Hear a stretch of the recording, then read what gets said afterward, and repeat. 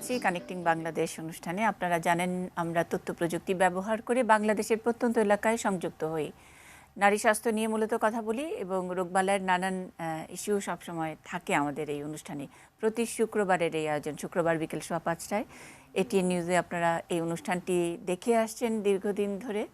আমরা শুক্রবার এবং শনিবার দুদিনই একই অনুষ্ঠান প্রচার করে থাকি। এছাড়া আমাদের সঙ্গে এই অনুষ্ঠানটি শনিবার বিকেল 5:15টায় আপনারা বাংলাদেশ টেলিভিশনের মাধ্যমে সরাসরি দেখতে পান। আমরা আজকে যে বিষয়টি নিয়ে কথা বলবো লিভারের রোগ। আসলে গত 7 বছর ধরে আমরা নানান ইস্যু নিয়ে কথা বলেছি, কিন্তু লিভারের রোগ নিয়ে কখনো কথা বলা হয়নি। এবং আমরা গর্বিত আজকের এই অনুষ্ঠানে আমাদের স্টুডিওতে এসছেন বাংলাদেশের এই লিভারের রোগ নিয়ে, যাকে আমরা বলি যে শুধু বাংলাদেশ নয়, এই বিষয়ে যিনি একজন লেজেন্ড, সেরকম একজন চিকিৎসক, আমাদের বাংলাদেশের একজন নামকরা চিকিৎসক এসছেন আমাদের স্টুডিওতে, অধ্যাপক ডাক্তার মোহাম্মদ আলী স্যার। স্বাগত জানাচ্ছি আমাদের এই অনুষ্ঠানে।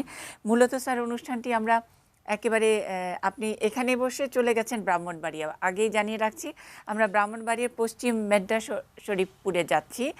সেখানেও একজন খুব নামী মানুষ, সম্মানিত মানুষ আমাদের সঙ্গে আছেন, ডাক্তার মোহাম্মদ আবু সাইদ। তিনি ব্রাহ্মণবাড়িয়া মেডিকেল কলেজ হাসপাতালের প্রতিষ্ঠাতা সভাপতি। তিনিও প্র্যাকটিস করেন মেডিসিন, তার স্পেশালাইজেশন। আমরা লিভার বিশেষজ্ঞের সঙ্গে কথা বলবো। তিনি মহাসচিব national liver foundation of Bangladesh. Sir, আপনার সম্প্রতি অনেক কিছু অ্যাচিভমেন্টের কথা আমরা খবরের কাগজে পড়েছি, জেনেছিও, সেগুলো আমরা কথার ফাঁকে ফাঁকে শুনে নিব। তার আগে একটু পরিচিত হই যারা অনেকক্ষণ ধরে বসে আছেন। জায়গার নামটা আমরা আগে জানিয়ে দিয়েছি, ব্রাহ্মণবাড়িয়ার পশ্চিম মেড্ডা শরীফপুরে আছেন এবং ডাক্তার মোহাম্মদ আবু সাইদ আছেন। তিনি সহযোগিতা করছেন আজকে আমাদের এই অনুষ্ঠানটি মূলত স্যার এই ফরম্যাটেই হয় যে আমরা স্টুডিওতে বসে দেখতে পারি, ওনাদের কথা শুনতে পারি, ওনারাও আমাদেরকে পাল্টা প্রশ্ন করতে পারেন, সেটারও আবার পাল্টা জবাব দিতে পারি। বোধহয় এইরকম অনুষ্ঠান একটাই বাংলাদেশে। যাই হোক, আমরা একটু যাই। আসসালামু আলাইকুম। ওয়ালাইকুম আসসালাম। জি ভালো আছি। জি ভালো, আপনি ভালো আছেন? জি ভালো আছি। স্যারের কথা তো শুনলেন। আমি এবং স্যারের ছাত্র, স্যারকে আমরা প্রাউড ফিল করি যে উনি এই সেক্টরে এইভাবে কাজ করছেন, এবং আপনাকেও ধন্যবাদ যে আপনারা আজকে ওনাকে কানেক্টিং বাংলাদেশ প্রোগ্রামে এনেছেন।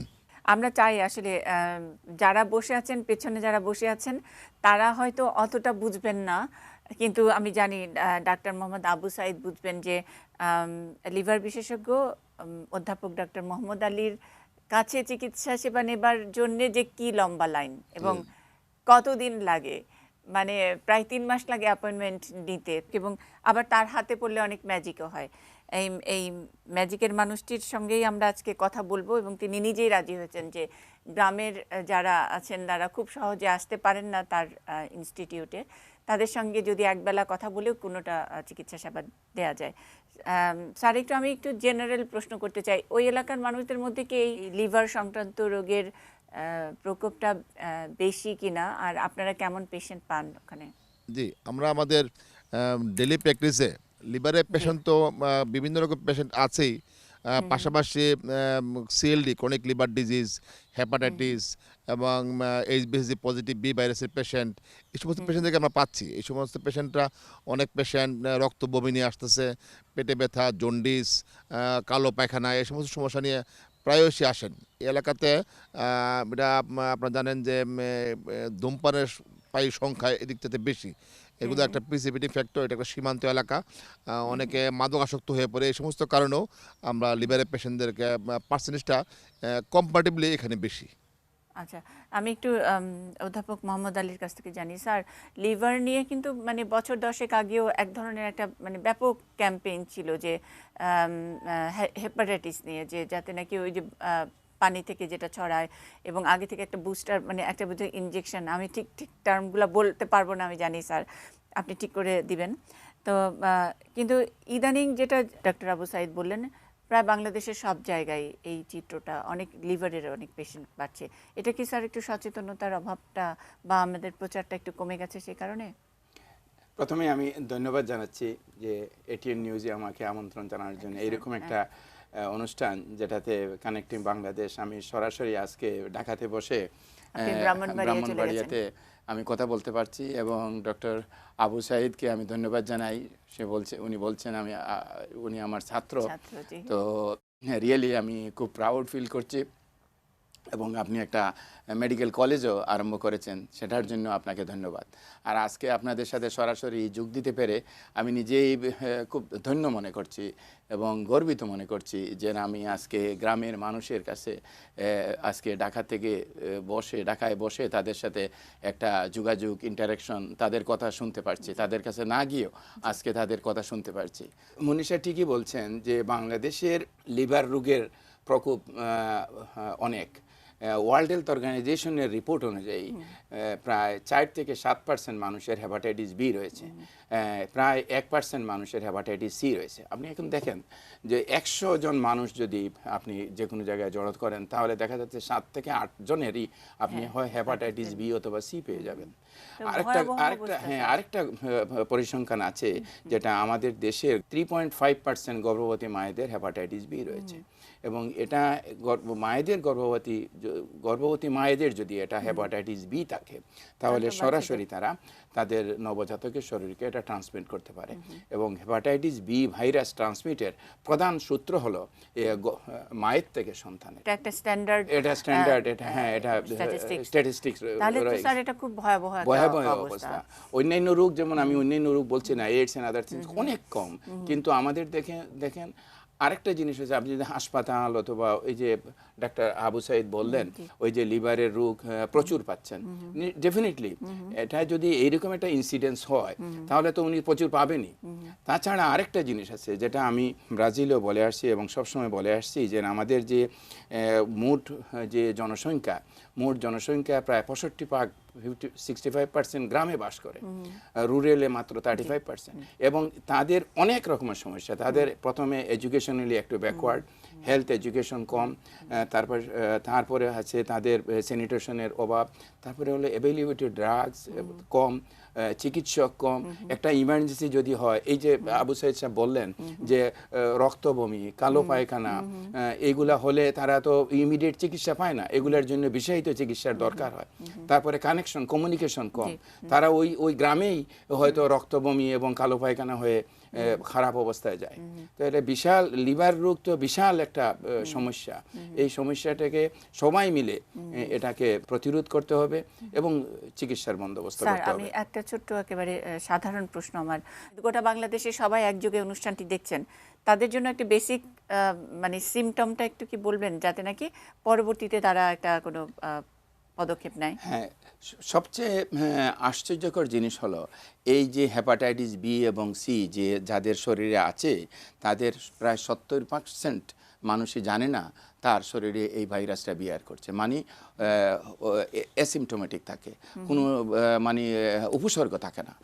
আর একদিন হয়তো তার কোনো কারণে রক্তবমি, জন্ডিস অথবা পেটে পানি আসা এগুলা হলে তখন কেন হলো পরীক্ষা করা হয়, পরীক্ষা করে দেখা যায় তার শরীরে অলরেডি হেপাটাইটিস বি অথবা সি রয়েছে, এবং সঙ্গে দেখা যায় হয়তো বা তার লিভারটা মানে শ্রিঙ্ক হয়ে লিভার সিরোসিস, এমনকি লিভার ক্যান্সার। তার মানে স্যার যেটা বলছি যে রক্তবমি হচ্ছে বা জন্ডিস যেটা হচ্ছে, সেটা হলো একেবারে অনেকখানি পার করে দিয়ে তারপরে এই রক্তবমির জায়গায় আসছে, কালো পায়খানা যেটা বলছেন অ্যাডভান্স স্টেজ বলতে পারেন, এটা জটিল অবস্থায় গিয়ে সাধারণত ধরা পড়ে। প্রাথমিকভাবে কোনো ধরা পড়ারই কোনো আসে, কোনো সময় জানেন খাওয়ার অরুচি হয়, কোনো সময় জন্ডিস হয়, অল্প একটু জ্বর হয়, অল্প কোনো সময় বি এবং সির বেলায় জন্ডিসও হয়। সির বেলায় জন্ডিস খুব একটা হয় না, বির বেলায় অনেক সময় অ্যাকুট হেপাটাইটিস হয়। আর অন্যান্য আরও 2টা ভাইরাস আছে, এ এবং ই, যেটা পানীয় জল অথবা খাদ্যের মাধ্যমে সংক্রমিত হয়, ওইগুলোতে বেলায় জন্ডিস হয়, রোগীর খাওয়ার অরুচি হয়, বমি হয়, জ্বর হয়, চোখ হলুদ হয়। তখন ওগুলো আবার খাদ্য এবং পানীয় জলবাহিত। তো হোয়াটএভার দি থিং, এই ভাইরাসগুলা বেশিরভাগ ক্ষেত্রে অ্যাসিমটোমেটিক বা উপসর্গবিহীন থেকে যায়। কি আর ভয়াবহ হ্যাঁ, স্যার, এই ছড়ায়ও তো। জন্যই তার এগুলো এই বি ভাইরাস এবং সি ভাইরাসকে অনেক সময় সাইলেন্ট কিলার বা নীরব ঘাতক স্যার বলা হয়ে থাকে। স্যার তাহলে তো মানে ছড়ায় তো রক্তের মাধ্যমেই ছড়ায় নাকি আর কোনো না, ছড়ায়? বি এবং সি যেটা এটা রক্ত অথবা রক্তের উপাদানের মাধ্যমে ছড়ায়। আর এ এবং ই যেটা সেটা সাধারণত পানীয় জল অথবা খাদ্যের মাধ্যমে ছড়ায়। আমাদের স্যার অনেক প্রশ্ন আছে, কিন্তু ওইখানে যারা বসে আছেন তাদের অনেক প্রশ্ন আছেন। সাইদ ভাই, কাকে ডাকবেন প্রথমে, কে কথা বলবেন? আমাদের সামনে একজন পেশেন্ট আছেন, মোহাম্মদ আবির হোসেন। আসসালামু আলাইকুম। ওয়ালাইকুম আসসালাম। আবির ভাই কেমন আছেন? ভালো হুম। জি, সমস্যার কথা বলেন। বাংলাদেশের সবচেয়ে বড় ডাক্তার, লিভারের ডাক্তার, কিন্তু এখন স্টুডিওতে বসে আছেন। আমার গত 4 বছর আগে আমি আসলে একজন অ্যালকোহলিস্ট। তে দীর্ঘদিন এটা পান করার পরে আমার হঠাৎ প্রায় 4 বছর আগে আমার বমি বমি ভাব, কোনো কিছু খাইলেই বমি হইতো। পরে এই পেটে মানে গ্যাস ফর্ম করতো প্রচুর, পেট ফুলে যেত। তারপরে অনবরত পায়খানা হইতো, পাতলা পায়খানা, কালো পায়খানা হইতো। পরে আমি ব্রাহ্মণবাড়িয়া সদরে জন লিভার বিশেষজ্ঞ ওনাকে দেখাই। উনি আলট্রাসাউন্ড এবং বিভিন্ন পরীক্ষা করে উনি বলছে যে ঢাকা নিয়ে যান। তখন আমি সাথে সাথে ঢাকায় যাই। ঢাকা মেডিকেলে তখন আমাকে অ্যাডমিশন করেন। তখন ঢাকা মেডিকেলে প্রায় 19 দিন ছিলাম প্রফেসর আরিফের তত্ত্বাবধানে। ওনার পরে 19 দিন পরে উনি আমার বায়োস্কোপি টায়োস্কোপি অনেক কিছু করছে, কইরা সেটা আমি ট্রিটমেন্ট দিছে যে পরে ফলো আপে আবার এসে দেখা করার জন্য। এরপরে প্রায় 1 মাস পরে ফলো আপে গেলাম গাছি, পরে বলছে যে এখন পেটে পানি নাই, ওষুধ টষুধ দেওয়া দিছে যে ভবিষ্যতে আবার এইরকম হলে তুমি ঢাকা মেডিকেলে আসবে। ওইটা কি লিভারের সমস্যার কথা বলেছিল, তাই না? জি জি জি আচ্ছা, মানে হেপাটাইটিস বলেছিল কোনো, মানে যেটা হেপাটাইটিস বি, সি, জি এরকম জি কিছু? আছেন। ও আচ্ছা, আমরা তাহলে স্যারের কাছ থেকে শুনি। এখন কি অসুবিধা স্যারের কাছ থেকে, মানে কোন অসুবিধার ব্যাপারে চিকিৎসা নেবেন? ঢাকা মেডিকেলতে আসার পরে 2 বছর মোটামুটি ওষুধ খাওয়ার পরে ভালো ছিলাম। এখন এই কয়েকদিন যাবত মানে হঠাৎ পেটে একটু ব্যথা করে, পেটে ব্যথা করে, এবং আমার একটা ওষুধ দিয়েছিল স্পাইরোকাট। এটা খাইলে পেটে পানি আসে, মাঝে মধ্যে পানিটা কমে যায়, আবার এটা না খাইলে একটু পানি। আচ্ছা আচ্ছা, আমরা তাহলে স্যারের কাছ থেকে শুনি। স্যার, আবির হোসেনের উনি তো আপনি যে বর্ণনা দিয়েছেন আপনার রোগের, তা থেকে মনে হচ্ছে আপনি বলছেন অ্যালকোহল বা মদ্যপান করতেন। তা আমার কাছে মনে হচ্ছে যে আপনার যে দীর্ঘদিন ধরে যে মদ্যপান এর জন্য যে হেপাটাইটিস, যেটাকে আমরা বলি মদ্যপানজনিত হেপাটাইটিস বা অ্যালকোহলিক হেপাটাইটিস, এইটার থেকে হয়তো বা সিরোসিস হয়েছে। তো এটার জন্য পেটে পানি আসে অনেক এটাও কি সময়। স্যার একটা মানে মদ্যপানজনিত হেপাটাইটিসও একটা হেপাটাইটিস, যেমন একটা আমি বল ভাইরাল হেপাটাইটিস, যেটা হেপাটাইটিস বি অথবা সি থেকে হয়। এর পরের গ্রুপই কিন্তু অ্যালকোহলিক হেপাটাইটিস। যেমন অন্যান্য ওয়ার্ল্ডে, ওয়েস্টার্ন ওয়ার্ল্ডে most common cause of liver disease কিন্তু এই অ্যালকোহলিক হেপাটাইটিস। তো এই ইভেন আমাদের পার্শ্ববর্তী দেশ ভারতেও কিন্তু লিভার রোগের প্রধান কারণ কিন্তু অ্যালকোহলিক হেপাটাইটিস। আর এই যে সীমান্তে আছে সেখানে তো আরো বেশি। তো এটা আপনার অ্যালকোহলিক থেকেই হেপাটাইটিস থেকে হয়েছে। আর আপনি বললেন যে ভাইরাস, আপনি বলেন নাই যে ঢাকা মেডিকেল কলেজে কোনো ভাইরাস হেপাটাইটিস বি অথবা সি কোনো ভাইরাস সঙ্গে ছিল কিনা। না, অনেক সময় ডাবল অ্যাকশনও হতে পারে। যেমন অ্যালকোহলিক আছে, সঙ্গে তার হেপাটাইটিস বি এবং সিও সংযুক্ত হয়েছে। তো এরকম কোনো বি অথবা সির কথা বলেছেন ওনারা, না আপনাকে বলছেন যে আপনি যে আগে হেপাটাইটিস বি, স্যার আমি ওনার রিপোর্ট দেখেছি, উনি হেপাটাইটিস বি এর পেশেন্ট, এবং ওনার এসোফেজিয়াল বেরিসিসও আছে। এটা একটু মেনশন করলে ভালো। হেমাটোমেসিস ছিল, মেলানা ছিল, এখন এসোফেজিয়াল বেরিসিসও ডায়াগনোস হয়েছে। তাহলে বোঝা যাচ্ছে ওনার দুই কারণেই হয়েছে, একটা অ্যালকোহলিকও আছে, সঙ্গে হেপাটাইটিস বিও আছে। তাহলে এটার জন্য উনি যে এখন আপনার যে অবস্থা আছে, এটা মোটামুটি আপনি চিকিৎসা এভাবে চালিয়ে যেতে হবে। ঢাকা মেডিকেল কলেজ থেকে যে সময় যে বললেন প্রস্রাব হওয়ার জন্য স্পাইরোকার্ড এবং অন্যান্য ওষুধ যেগুলো দেওয়া হয়েছে সেগুলো ব্যবহার করতে হবে। আর আরেকটা অ্যাডভাইস থাকবে, আপনি পানির পরিমাণ বেশি করে পানি খাবেন না। তো আপনার বয়স অনুযায়ী, ওয়েট অনুযায়ী মোটামুটি 1 লিটারের মতো প্রতিদিন পানি খাওয়া উচিত। একটু এক্সট্রা সল্ট খাওয়ার সাথে যেটা আমরা লবণ লাগিয়ে খাই, এই জিনিসটা একটু পরিহার করা উচিত। আর আরেকটা প্রোটিন জাতীয় খাবার, মাছ, মাংস, ডিম, দুধ, কলা, যেগুলোর মধ্যে প্রোটিন আছে সেইগুলো একটু কম খেয়ে আপনি ভেজিটেবল জাতীয় খাবার ব্যবহার করা উচিত। এই তিনটা অ্যাডভাইস আপনার জন্য জরুরি। আর আপনি সবসময় আপনি চিকিৎসকের অ্যাডভাইস মতো থাকতে হবে। আর আরেকটা জিনিস, যদি আপনার বি ভাইরাস থেকে থাকে তাহলে ঢাকা মেডিকেল কলেজ থেকে যে চিকিৎসক চিকিৎসা দিয়েছেন সেটাতে দেখেছেন কি কোনো বি ভাইরাসের জন্য কোনো চিকিৎসা আপনাকে দিয়েছেন কিনা? মূলত তারা সিমটমেটিক চিকিৎসাই করেছেন, বি ভাইরাসের জন্য আলাদা কোনো ট্রিটমেন্ট তারা এখানে লিখেন নাই স্যার। এখানে তাহলে তো বি ভাইরাসের জন্য একটু স্ট্যাটাসটা জানতে হবে, বিশেষ করে ওনার অ্যান্টিজেন পজিটিভ কিনা অথবা ডিএনএ পজিটিভ কিনা, এই জিনিসটা। হ্যাঁ, এই জিনিসটা ডক্টর আবু সাইদ আমার মনে হয় এই জিনিসটা বলেন, ওনাকে এই জিনিসটা করা উচিত। আর যে ঔষধ উনি ব্যবহার করে যাচ্ছেন সেটা ব্যবহার করা উচিত। আর কখনো উনি ওই যে মদ্যপান এগুলো উনি অলরেডি ছেড়ে দিয়েছেন, হ্যাঁ এগুলো ছেড়ে দিতে হবে। ধূমপান ছেড়ে দিয়েছেন? জি স্যার।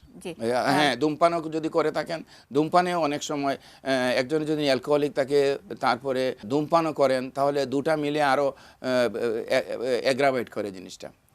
জি ডক্টর আবু সাইদ, এই অ্যাডভাইসগুলো আমরা দিয়ে দিচ্ছি ওনাকে স্যার। জি জি আপনি ওনাকে অ্যাডভাইসগুলো দিবেন, তারপরে যিনি দেখাবেন উনি সামনে আসুক। আমার কয়েকটা প্রশ্ন আছে স্যার, আমি একটু আপনার কাছ থেকে জানতে চাই। আপনি বললেন পানি খাবেন না, এক্সট্রা লবণটা কম খাবেন, প্রোটিন কম খাবেন।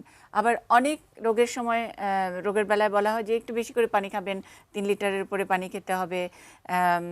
লবণের বেলায় সব রোগেই বলে মানে আলগা লবণটা কম খাওয়ার কথা। প্রোটিনের কথা আবার অনেক সময় বলে প্রোটিন খাবেন। তাহলে স্যার শরীরটা তো খুব অদ্ভুত একটা ব্যাপার। এটাতে লিভার ডিজিজ, জি লিভার ডিজিজ ওনার যেটা আছে সেটা লিভার ধরে নিতে হবে লিভার সিরোসিস। এটা লিভার সিরোসিসের দুই ধরনের, একটা কম্পেনসেটেড আর ডিকম্পেনসেটেড। উনি অলরেডি ডিকম্পেনসেটেড লিভার সিরোসিসে চলে গেছে এবং দুটা কারণ ওনার শরীরে বিদ্যমান, একটা হলো অ্যালকোহলিক আর আরেকটা হচ্ছে বি ভাইরাস। অ্যালকোহলিক ইটসেলফ একটা লিভার সিরোসিসের কারণ, বি ভাইরাস আরেকটা নিজেই একটা কারণ। তার মানে ওনার দুটো যদি ডাবল অ্যাকশন হয় তাহলে তো বুঝতে পারতেছেন কি হবে। এরপরে উনি আবার স্মোকিং করেছেন। তো এগুলা হলে যে সময় একটা লিভারের রোগে লিভার সিরোসিস হয়ে যায় তখনই তার শরীরে পানির পরিমাণ জমে থাকার, পানি ফ্লুইড অ্যাকুমুলেশনের টেন্ডেন্সি বেড়ে যায়। হাতে পায়ে পানি আসে, পেটে পানি আসে। তো এখন অলরেডি ওনার পেটে কিন্তু পানি আসছে এবং এই পানি কমার জন্য এই যে ঔষধটা ব্যবহার করছেন। এই অবস্থায় যদি উনি আরো বেশি করে পানি খান, 3 লিটার 4 লিটার পানি খেতে আরম্ভ করলে তো অলরেডি একদম মানে আরো বেড়ে যাবে। আবার পানি কম খেলে আবার কিডনিতে আবার না, এটা ঠিক আছে, কিন্তু এই জন্য একটা রেস্ট্রিকশন দেওয়া হলো। ওই জন্য বললাম অ্যাটলিস্ট 1 লিটারের মতো পানি খাবেন। আচ্ছা, আরেকটা জিনিস আমি বলছি যে প্রোটিন কম খাবেন। প্রোটিন লিভার যে সময় কার্যকারিতা কমতে থাকে তখন প্রোটিন থেকে যেটা আছে সেটা থেকে অ্যামোনিয়া প্রোডিউশন আরম্ভ করে। আচ্ছা, এবং লিভার যেটা প্রোটিনটাকে ডিটক্সিফিকেশন করে লিভার, তো সে তো লিভার অসুস্থ, সে ওটা করতে পারছে না, যার জন্য সে অ্যামোনিয়া বেশি করে প্রডিউস করতে পারে। তাহলে প্রোটিনটা একটু রেস্ট্রিকশন করতে হবে, একদম না। যেমন বলা হয় 40 থেকে 45 গ্রামের মতো প্রোটিন খাবে, এর চেয়ে বেশি প্রোটিন খাবে না। প্রোটিনটাও একটু রেস্ট্রিক্ট করতে হবে। যদি প্রোটিন সে বেশি করে খেতে আরম্ভ করে তাহলে কি হবে, অ্যামোনিয়া প্রোডাকশনটা বেশি হবে। আর অ্যামোনিয়া প্রোডাকশন যদি বেশি হয় তাহলে সে ওই যে এনকেফালোপ্যাথি বা হেপাটিক কোমা, যেটা লিভার জনিত কারণে অজ্ঞান হওয়ার প্রবণতাটা তার বেশি হয়ে যাবে। আর সল্ট তো বুঝতে পারতেছেন যে কোনো এগুলার বেলায় সল্ট সাধারণত একদম সহজ ভাষায় মানে ওনাদেরকে যদি বলি যে বললেন যে অ্যামোনিয়া ফর্ম করে, তার মানে কি আমরা যে অনেক সময় বলি না যে গ্যাস জমছে, পেটে চাপ মানে বুকে চাপ লাগছে, ব্যাপারটা কি ওরকম বোধ করে? না, এটা গ্যাসটা গ্যাস শুনেন, এটা কোনো রোগী না।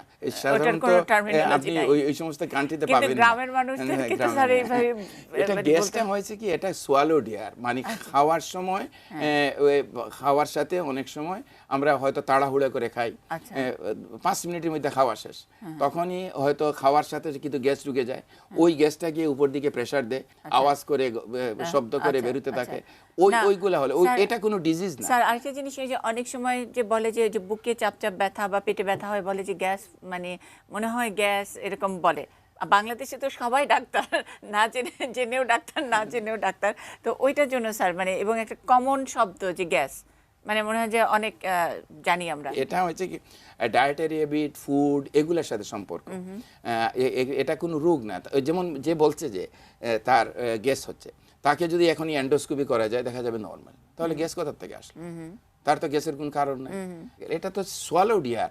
সে যে সময় খাচ্ছিল তখন সে কিছুটা এয়ার গেছে, ওই এয়ারটাই প্রেশার দিচ্ছে। আর এটা আরেকটা জিনিস হয়েছে, এরকম প্রেশার আসলে সে যদি মাইন্ডটা ডাইভার্ট করে, সে যদি এরকম সাউন্ড করে না বার করে, তাহলে এটা কিন্তু অটোমেটিক চলে যাবে। ওই যে সাউন্ড করে অনেক সময় বের করে, তখন কি অল্প একটু বের হয়, এরপরে কিন্তু যদি 5% বের হয়, আরো 20% সঙ্গে সঙ্গে ঢুকে যায়, আবার আরেকটা প্রেশার দেয়। এটা সাইকেল কন্টিনিউ হচ্ছে। এই সাইকেলটাকে নিজে যদি ব্রেক করে ফেলে তাহলে এটা হয় না। আচ্ছা স্যার, আরেকটা বললেন যে এই যে অ্যামোনিয়া ফর্ম করে, যেটা বললেন, এবং একটু অজ্ঞান হয়ে যেতে পারে, সেটার আসলে মানে সময়টা কতখানি, যে কতক্ষণ থাকে? আর এটার জন্য কি কোনো প্রাথমিক চিকিৎসা বা ঘরে, মানে তখন তো আর আমরা ডক্টর মোহাম্মদ আলীকে পাবো না। বুঝতে পারছি।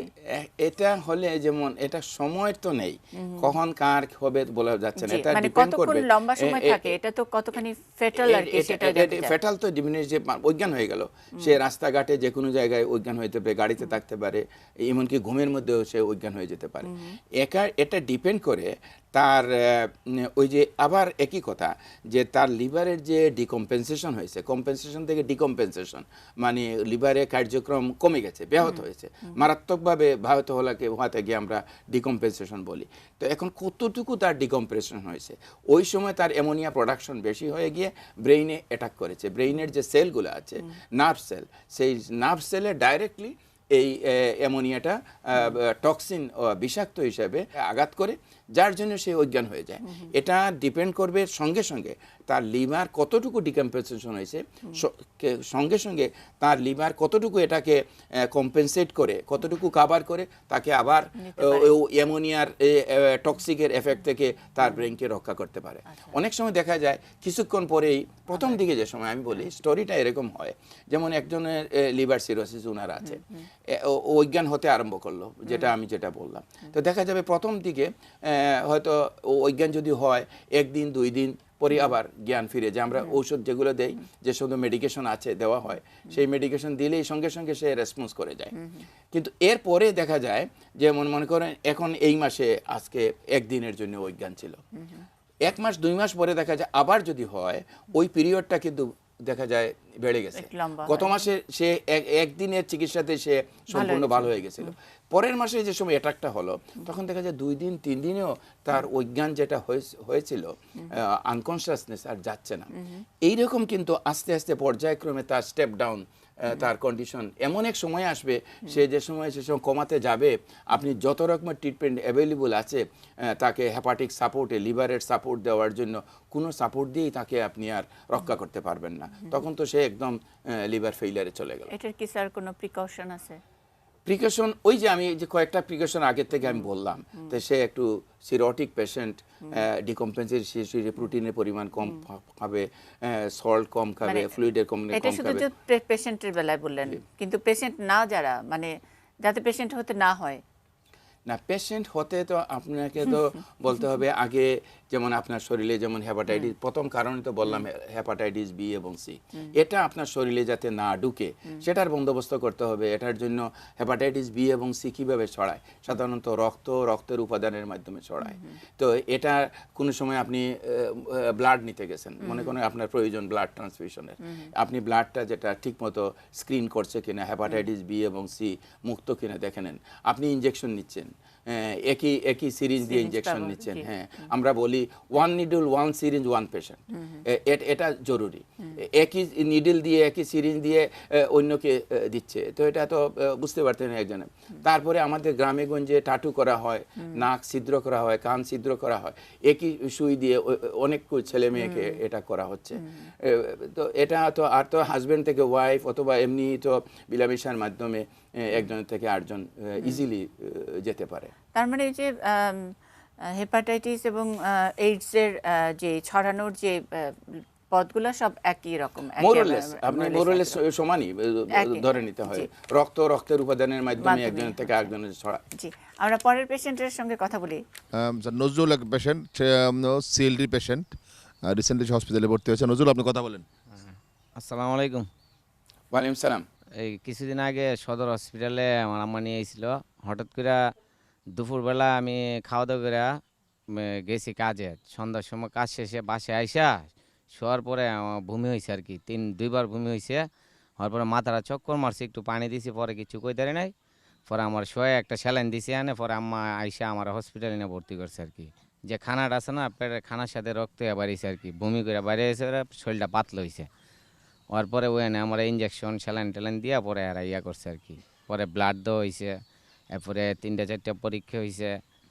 আর এনে ডাক্তারে ডক্টর ফরহাদ স্যারের কাছে আবার কইছে একটা ইন্ডোজ পরীক্ষা আছে, ওইটা করানোর জন্য। এই আর কি, এখন আপাতত মোটামুটি একটু সুস্থ।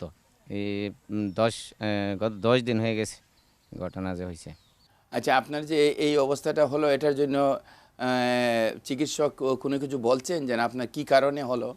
হ্যাঁ, জিজ্ঞাসা করছে। আমার আগে 2004 সালে HBS ধরা হয়েছিল, বাইরে যাওয়ার জন্য চেষ্টা করছিলাম। HBS এজি দেখাইছে আর কি, এজি। Hepatitis B virus. জি জি। তো তারপরে আর আমি চিকিৎসা নিয়ে নাই, ওখানে ভালো হয়ে গেছিলাম। পরে এমনি এমনি এইভাবে কাজ কাম করে আমি কৃষি করে আর কি, কৃষি টিষি করে বিক্রি করি শাকসবজি আর কি। মানে চিকিৎসা না নিয়ে ভালো হয়েছেন কেমনে একটু বলবেন? এটা তো ওই সময় ওষুধ জন্ডিসের তাবিজ টাবিজ এই সেই অনেক আচ্ছা, কিছু মাথার দিছে। মধ্যে গাছ দিছে, তারপরে নানা এই যে রকম তাবিজ বলতে। এই যে কেউ তাবিজ দিছে, কেউ পানি এনে খাওয়াইছে, কেউ ডাবের পানি খাওয়াইছে, বলছে যে ওইগুলা খাইলে নাকি সারা যাবে, এটা জন্ডিস এই সেই। আচ্ছা, তো এরকম করতে করতে এটা কোন সালে? 2004 সালে। জি জি, 4 সালে। তার মানে আপনি কি ভালো হয়েছেন আসলে? না, আমি ভালো হইলে আর এখন এইটা তো ডাক্তার বলতেছে এটার থেকেই নাকি ওইটা হয়েছে, আমার HBS থেকে ওইটা হয়েছে, লিভার থেকে। আচ্ছা আচ্ছা, বাংলাদেশে অন্যান্য এলাকায় যারা দেখছেন নজরুল ভাইয়ের একটা উদাহরণ, এবং জন্ডিসের অপচিকিৎসাটা একেবারে ব্যাপকভাবে বাংলাদেশে আছে। আমি সেটা নিয়েই স্যারের কাছ থেকে একটু জানতে চাই। স্যার, ওই যে মাথার উপরে শেকড়, মালা পরানো, তারপরে যেটা বলছেন ওই যে ডাবের পানি, দই ইত্যাদি নানান কিছু, এই অপচিকিৎসাটা কেন স্যার? মানে এটার সঙ্গে কি কোনো যোগাযোগ আছে এই ভাইরাসটার? দেখেন, আমাদের এই যে গ্রামে গঞ্জে এটা একটা বিশাল সমস্যা। এই যে দেখেন, 2004 সালে ওনার হেপাটাইটিস বি ধরা পড়েছে। তারপরে উনি এই যে টুটকা চিকিৎসা আমাদের দেশে যেটা আছে, টুটকা চিকিৎসা, মালা পড়ছে, তারপরে কি করছে, আজকে তার কি হয়েছে, রক্ত বমি হচ্ছে। এর কি অলরেডি তার কিন্তু রক্ত বমি হচ্ছে, মানে তার অলরেডি সিরোসিস আরম্ভ হয়ে গেছে। এই মালা পড়ার উপর নির্ভর না করে সে যদি ঠিকমতো তার ভাইরাসের কি অবস্থা আছে, যে কোনো ভাইরাস, হেপাটাইটিস বি ভাইরাস অথবা সি ভাইরাস কোনো মানুষের শরীরে শনাক্ত হলে সঙ্গে সঙ্গে দেখি তার এটা কি অবস্থা আছে, লিভারেরই বা কি অবস্থা, ভাইরাসেরই বা কি অবস্থা, আর সঙ্গে সঙ্গে তার একটা ট্রিটমেন্ট বন্দোবস্ত করা হয় এবং তার রেগুলার একটা ফলো আপ লাগে। উনি প্রতারিতই বলতে হবে। আনসাইন্টিফিক চিকিৎসার উপর নির্ভর করে উনি বসেছিলেন। বসে যাওয়ার পরে এখন ওনার ফুল ফ্লেজড পুরাদমে একটা লিভার সিরোসিস হয়েছে। এটা আমাদের দেশে বিশেষ করে গ্রামে গঞ্জে এটা একটা বিশাল সমস্যা। রুরাল এরিয়াতে এটা একটা প্রবলেম। জন্ডিস হলে ওই ট্র্যাডিশনাল হিলাররা বলে আমি এটা করব সেটা করব, কোনো কিছুর দরকার নাই। তার হেপাটাইটিস বি আছে, সি আছে, তাকে এরকম করে বসিয়ে রেখে তার একদিন জীবন বিপন্ন হয়ে যায়। যে ঝাড়ফুঁক, মালা, পানি পড়া, তারপরে আরো আছে দুধ দিয়ে আপনাকে গোসল করানো। এই সমস্ত জিনিস সম্পূর্ণ পরিহার করবেন। এটার কোনো সায়েন্টিফিক কোনো গ্রাউন্ড নাই, কোনো কিছু নাই। আপনার শরীরে বি ভাইরাস হয়েছে, আপনাকে দুধ দিয়ে গোসল করালে, আপনার গলায় মালা দিলে, মাথায় এটা সেটা দিলে কি হবে, কিভাবে হবে? আপনার ভাইরাস তো কোনো কিছু যাওয়ার কোনো, আজকে যা হবার তাই হয়েছে, আপনার লিভার সিরোসিস। যারাই এই এটার পথ ধরেছে, চিকিৎসা নিয়েছে, তাদের জীবন এখন মহা বিপন্ন হতে পারে। স্যার, আরেকটা জিনিস হলো যে অনেক সময় বলে যে সাময়িক ইয়ে পাওয়া যায়, মানে যে নজরুল ভাই বললেন যে তখন একটু ঠিকঠাক হয়ে গেছে, তারপরে তো 2004 থেকে আজকে 2017-তে আমাদের সঙ্গে কথা বলছেন। সাময়িক ঠিক হয়ে যাওয়া কি সম্ভব? সাময়িক একটা হলো গিয়ে এই যে দুই ধরনের ভাইরাস আমি বলেছি, একটা এ এবং ই, যেটা খাদ্য এবং পানীয় জলবাহিত। এটা সাধারণত সাধারণ জন্ডিস আমাদের দেশে বলা হয়। এবং এটা কি হয়, এটা এই ভাইরাস যদি কারো শরীরে ঢুকে তাহলে বেশি করে জন্ডিস হয়। আর কিছুদিন পরে তার প্রত্যেকটা রোগীর মানুষের শরীরে যে রোগ প্রতিরোধ ক্ষমতা আছে এটার মাধ্যমে এটা পরাজিত হয়ে যায় এবং এই ভাইরাস অটোমেটিক্যালি রোগী ভালো হয়ে যায়। 15 দিন, 20 দিন, 1 মাস অথবা 1.5 মাস, হার্ডলি 2 মাসের ভিতরে রোগী ভালো হয়ে যায়। এই যে ঝাড়ফুঁকওয়ালা হয়তো অন্য একটা পেশেন্টের, অন্য একজন রোগীর হেপাটাইটিস এ অথবা ই ছিল, সে এখন ঝাড়ফুঁক, মালা, দুধ দিয়ে গোসল করান এগুলা করে বলল এই যে দেখুন অমুক দেখো আমার আন্তরে চিকিৎসা নিচ্ছিল, তার চোখ টুক হলুদ হয়ে গেছিল, এখন তো সম্পূর্ণ ভালো, এক্সাম্পল একদম সাইড করে দিল, উনিও এরা হয়ে গেল। কিন্তু আসলে তো তার এই সমস্ত চিকিৎসা কিছু করে নাই, তার শরীরের রোগ যে এটা এ এবং ই ভাইরাস ছিল এবং তার শরীরের রোগ প্রতিরোধ ক্ষমতা এটা অটোমেটিক্যালি তাকে ভালো করে দিছে। কিন্তু সে ওই ঝাড়ফুঁকওয়ালা এই ক্রেডিটটা নিয়ে গেল এবং এটাকে অস্ত্র হিসেবে ব্যবহার করে, তার অ্যাডভার্টাইজমেন্টের জন্য ব্যবহার করে মানুষকে প্রতারিত করতে থাকলো। তাই এইটার উপরে কোনো অবস্থাতেই বসে থাকা ঠিক নয়। আপনার যে কোনো মানুষের, যে কোনো জনের যদি জন্ডিস হয়, খাওয়ার অরুচি হয়, তাহলে চিকিৎসকের শরণাপন্ন হওয়া উচিত। চিকিৎসকের অ্যাডভাইস অনুযায়ী কিসের জন্য, কি কারণে জন্ডিসটা হয়েছে আর তার লিভারের অবস্থা কীরকম সেটা নির্ণয় করে সঠিক চিকিৎসা নেওয়া উচিত। নজরুল ভাই, স্যারের কাছে ও জানতে চাচ্ছে যে এখন সে কি করলে ভালো থাকতে পারে। এখন তো সে ভালো আছে, যাতে ভালোটা কিভাবে থাকতে পারে আসলে বলতে পারতেছে না, এটাই তার মূল জানার আসল। ডাক্তার আব্দুল সাইদ, আপনি দেখেন তো ওনার যে বি ভাইরাস ছিল এটার জন্য কি কোনো টেস্ট করা হয়েছে কিনা, যেমন ই অ্যান্টিজেন অথবা ডিএনএ? না, অ্যান্টিজেন আর ডিএনএ টেস্ট করা হয় নাই। এই টেস্টগুলোর দরকার। আর বিশেষ প্রথমে ই অ্যান্টিজেন করা উচিত। ই অ্যান্টিজেন যদি পজিটিভ হয় তাহলে ডিএনএটা করা উচিত। আর তার তো লিভার ফাংশন, বিশেষ করে এইচজিবিটিটা তো করা দরকার। কোনো এইচজিবিটি করা হয়েছে কিনা? এইচজিবিটিটা করা হয় নাই। এখানে প্রথমিন টাইমটা করা ছিল স্যার। কত ছিল? পেশেন্টের হলো 18 সেকেন্ড। 16 মনে হয় কন্ট্রোল। জি, এটা কন্ট্রোল হলো 12 সেকেন্ড। 12, এটা তো বেশি ছিল। জি, তার তো কমপ্লিট ফুল লিভার ফাংশন টেস্টটা করা উচিত। আমরা ফুল লিভার ফাংশন টেস্ট করি। তার চিকিৎসা করে আমাদের ডাক্তার রাজীব রায়, আমরা মেডিকেল কলেজের আউটডোর মেডিকেল অফিসার। ওনার যেটা করবেন আপনি ওই যে লিভার ফাংশন টেস্ট। এইচবিএস একবারে যেভাবে চিকিৎসা নিলে যাইবো আমি আবার বাইরে যেতে পারবো ওইরকম চিকিৎসা নেবো আর কি।